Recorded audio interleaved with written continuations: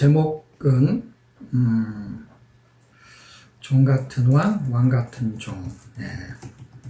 자, 종과 왕에 대한 이야기를 하려고 하고요.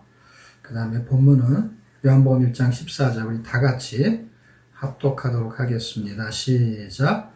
말씀이 육신이 되어 우리 가운데 거하심에 우리가 그 영광을 보니 아버지의 독생자의 영광이요 은혜와 진리가 충만하더라. 아멘. 종 같은 왕, 그 다음에 왕 같은 종. 무슨 이야기냐면요.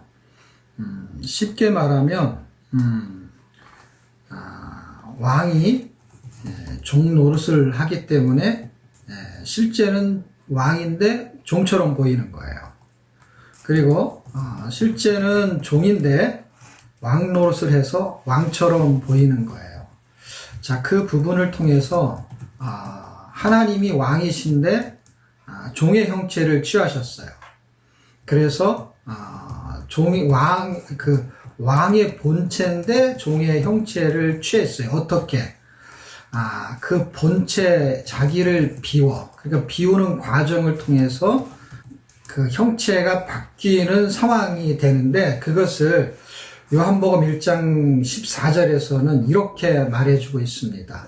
말씀이 육신이 되어 우리 가운데 거하심에 할 때, 말씀이신 하나님이 육신의 몸, 사람의 몸을 입고 이 땅에 오셨다. 그러니까 왕이 종이 되셨다라는 것입니다.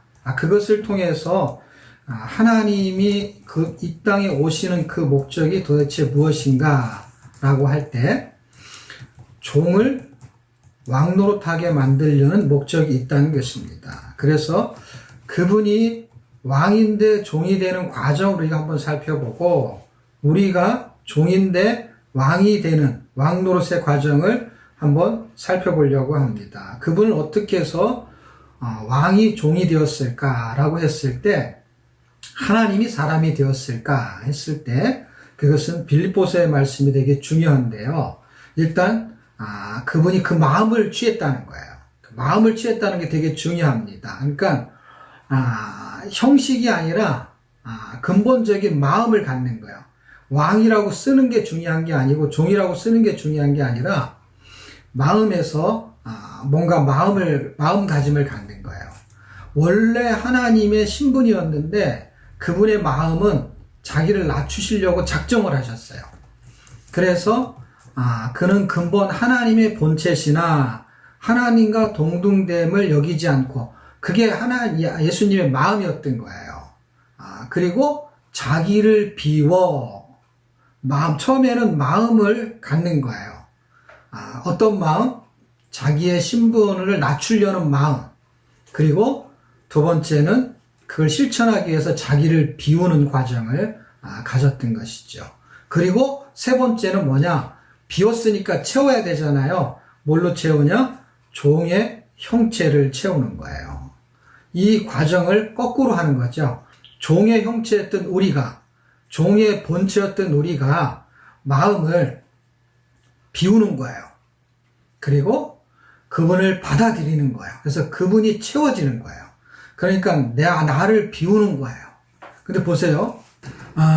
청소를 하거나 아니면은 뭐 그릇을 비우려고 할 때 모든 것이 동일합니다.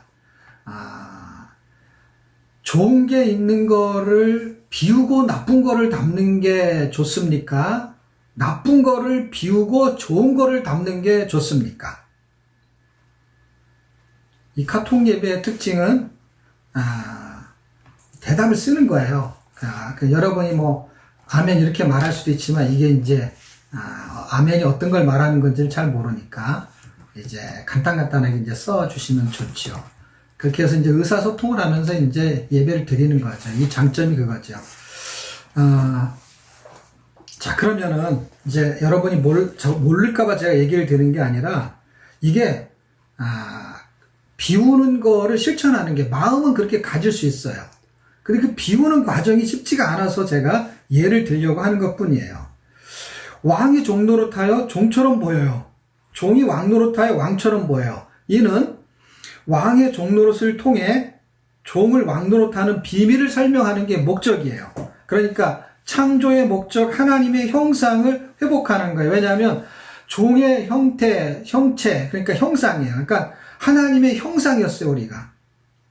그런데 그 형상을 회복하기 위한 방식을 지금 설명하고 있는 것이죠. 우리를 하나님처럼 살게 하려는 비밀이 지금 움직이고 있는 것인데요. 지금 또 하나의 제가 예를 들 테니까, 질문할 테니까 한번 대답을 해보세요. 왕이 종처럼 종노릇, 종이 왕처럼 왕노릇, 누가 더 좋을까요? 왕이 종노릇 하는 게 좋을까요? 종이 왕노릇 하는 게 좋을까요? 누가 더 좋을까요? 그렇죠. 종이 왕노릇 하는 게 좋죠. 누가 더 재미있을까요? 누가 더 해볼만 할까요?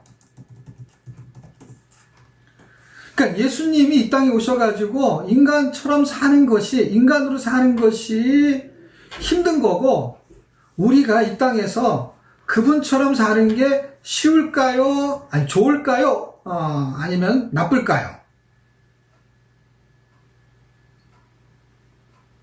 이 질문이 조금, 정답은 좋은데 너무 신기한 건 어떤 줄 아세요? 좋은데 힘들다 그래요. 안 된다 그래요. 너무 신기하지 않습니까? 종한테, 야, 주인처럼 한번 행세해봐. 주인 행세해봐. 내가 너한테 그렇게 할 기회를 줄게. 그렇게. 그래서 오늘 뭐 손님 올 때도, 네가 주인처럼 행세를 하고 이 물건 팔어. 나의 그 밑에서 일하는 직원처럼 일하지 말고 네가 주인이라고 생각하고 해. 그런데 그게 되게 힘들고 안 됩니다. 이게 참 놀랍지 않습니까? 이게 비밀이지 않습니까? 왕처럼 사는 거, 종이 왕처럼 사는 거 다 좋아합니다. 그런데 비밀이라는 것 때문에 그래요. 비밀. 어떤 게 비밀이냐면 왕처럼 살아보자 라고 했을 때 그분이 비밀이잖아요. 그분이 왕이신데 종처럼 살았어요. 종처럼 사는데 그분을 왕이라고 그래요. 놀랍게도. 그래서 그분은 돌아가실 때도 죽을 때도 사형을 선고할 때도 유대인의 왕 이렇게 말했어요. 그래서 여기에 비밀은요. servant 왕노릇이에요. 한국말로 말하면 섬기는 왕노릇이에요. 그래서 왕노릇의 비밀이 비우는 것이 servant였던 거예요. 그리고 비우는 작업이 섬기는 거였어요. 그래서 성경 구절에도 이렇게 말해요. 너희는 서로 사랑을 하는데 종노릇하라 이렇게 써 있어요. 종노릇하라. 그래서 사랑, 섬기는 것을 종노릇이라고 설명했어요. 그런데 그게 왕노릇이라는 거예요. 그러니까 종노릇, 왕노릇이 되게 헷갈리죠. 종과 왕은 분명히 구분이 돼 있어. 근데 뒤에 노릇자가 붙으면서요.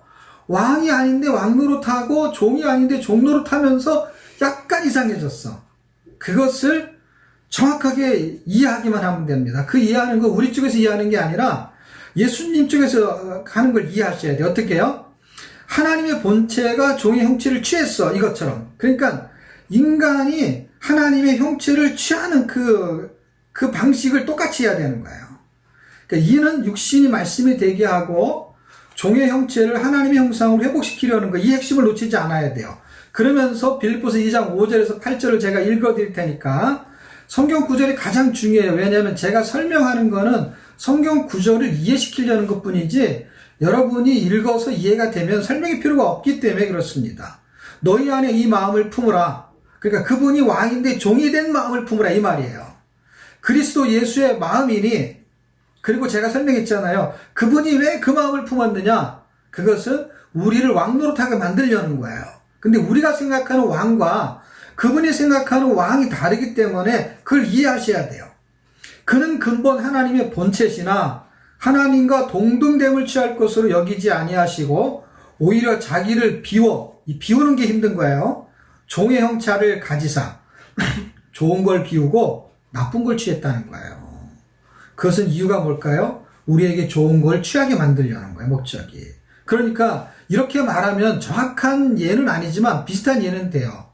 물론 과학적으로 의학적으로 음식을 먹는 그 식물학적으로 그런 걸 떠나서 마음 생선을 한 마리 구웠어요.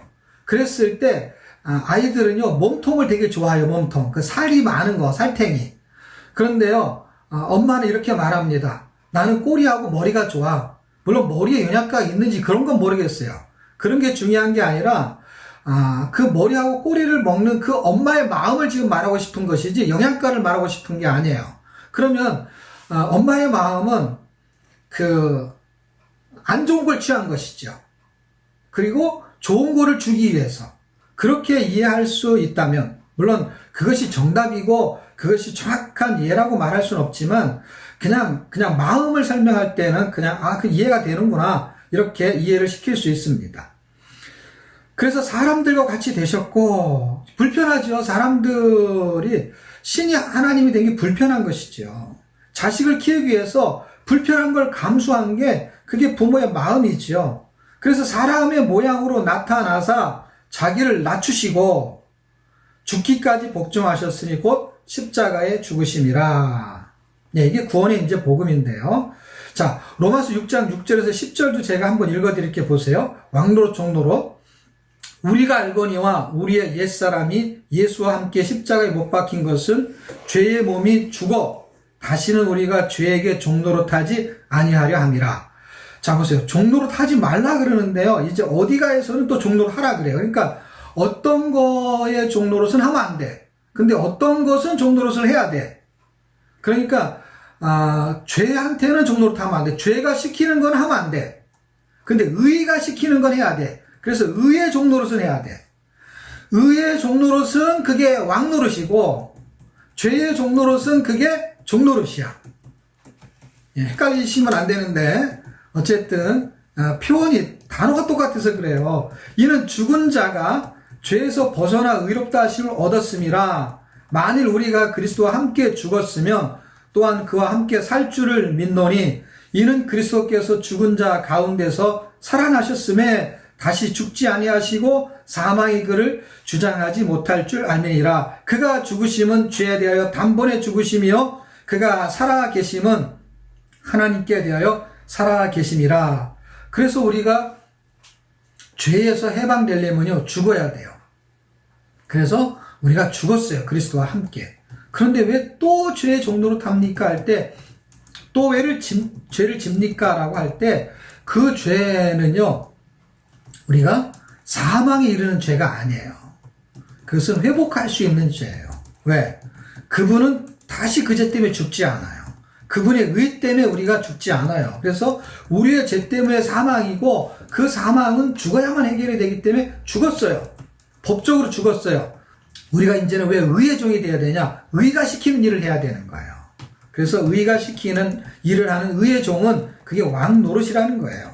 의의 종노릇이 곧 왕노릇인데, 섬기는 왕노릇의 비밀이에요. 그 비밀이 갈라디아서 5장 13절에 있습니다. 제가 읽어드리겠습니다. 형제들아, 너희가 자유를 위하여 부르심을 입었으나 그러나 그 자유를 육체의 기회를 삼지 말고 오직 사랑으로 서로 종노릇하라. 육체의 기회를 삼아서 종노릇하면 죄의 종노릇이라는 거예요. 근데 사랑으로 종노릇하라 라는 것은 사랑으로 왕노릇하라 이 말하고 같은 거예요. 그런데 표현과 단어가 비슷해서 헷갈리는 것 뿐이에요. 사랑으로 섬기는 게 섬기는 걸 종이기 때문에 사랑으로 섬기는 노릇이 왕노릇인 거예요. 그래서 종노릇인데 종인 게 있고 종노릇인데 왕인 게 있어요. 왕노릇인 게 있어요. 그게 서번트예요.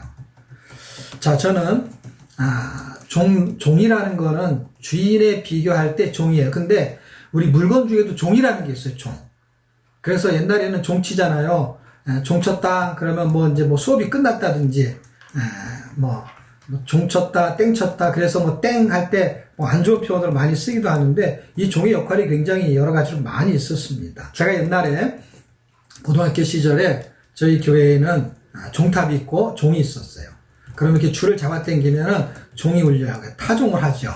그래서 예배 드리기 30분 전에 예종을 치고, 그 다음에 30분이 되면 또 이제 정시 종을 칩니다. 그럼 사람들이 그 종소리를 듣고, 예배당에서 종소리가 울리면 이제 예배를 시작하는구나 라는 거예요. 그런데 우리나라에서는 1년에 한 번 이제 12월 1일이 돼서 1월 1일이 되는 그 시점에요. 타종을 하죠. 종을 치죠.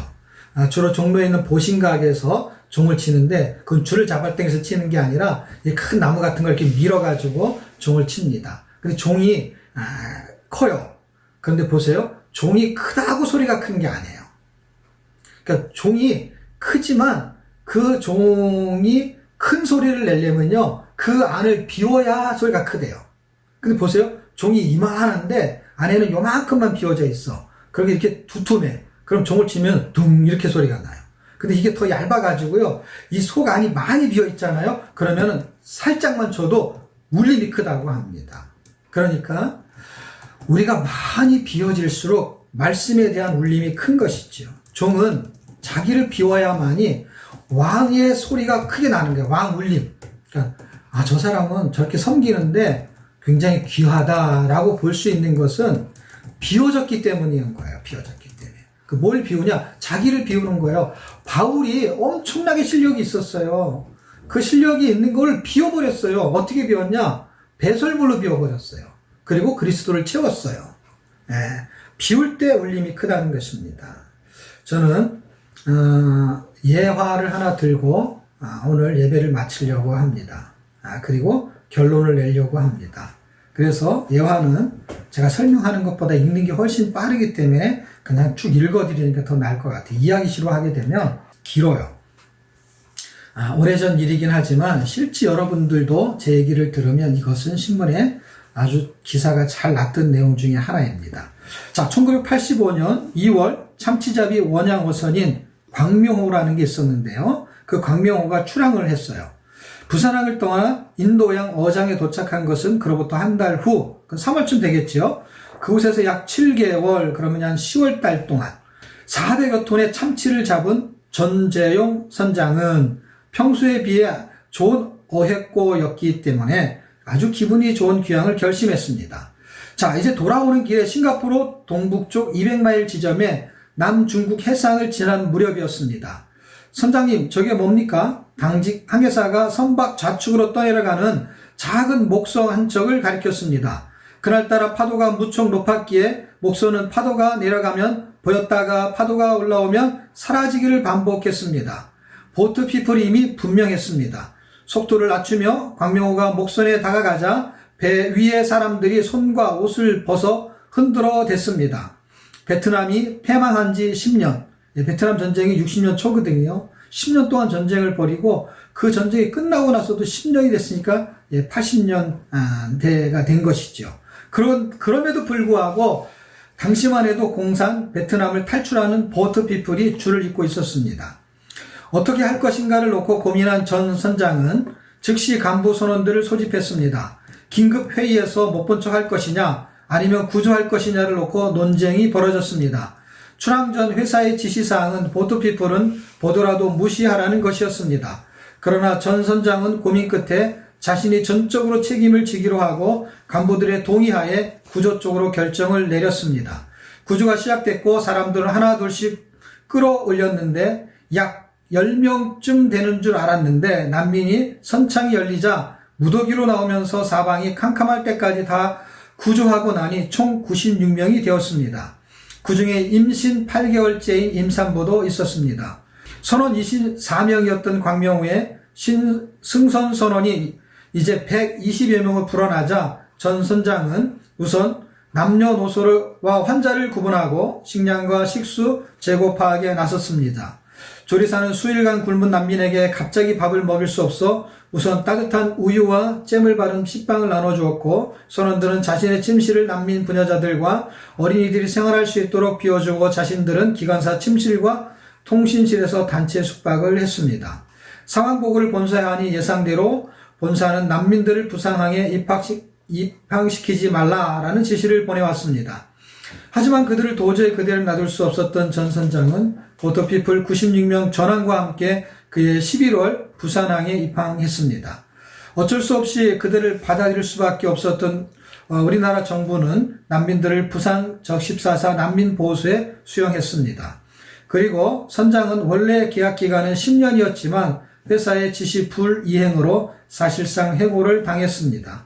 그로부터 17년이 지난 2002년 어느 날 전 선장은 한 재미교포로부터 뜻밖의 연락을 받게 되었습니다. 미국에 있는 피터 누에 씨가 당신을 애타게 찾고 있습니다.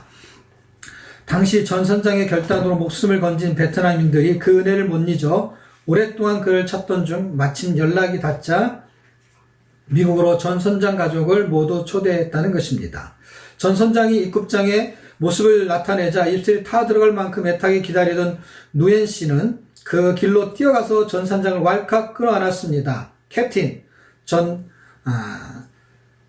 당신을 만나게 해달라고 17년 동안 기도했어요. 그 당시 전 선장은 미국 내 한국 교포 사회는 물론 베트남 사회에 영웅이 돼 있었습니다. 그리고 유엔에 전 선장을 난센산 수상 후보자로 상정하여 공식 선정되도록 하였습니다.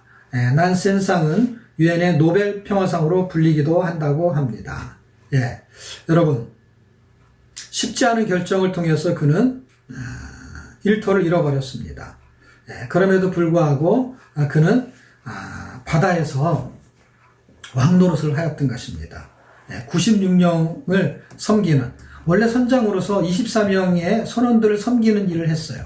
그런데 약 120명을 섬기는 일을 했고 그 일을 통해서 그는 자기를 비웠어요. 뭘 비웠어요? 선장의 자리가 비워졌죠.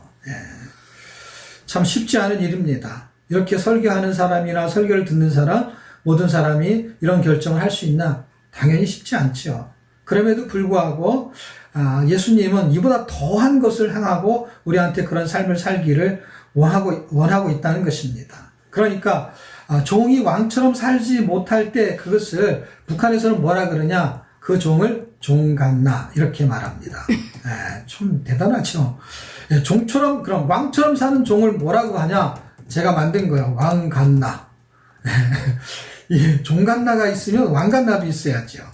그런데 저는 이것을 다른 말로 왕건이라고 말하고 싶어요. 여러분 국에서 뭔가 건더기를 하나 건지잖아요. 덩어리 하나 건지잖아요. 그럼 그걸 왕건이라고 해요. 왕건이. 그런데요, 이 국에서 건진 왕건이만 있는 게 아니라 바다라는 국에서 건진 왕건이도 있다는 거예요. 자기를 비워 왕의 형체를 가지는 거, 그거 대단한 거 아닙니까? 음식에서 큰 거 하나, 덩어리 고기 하나 건지면 왕건이라는 사투리를 씁니다.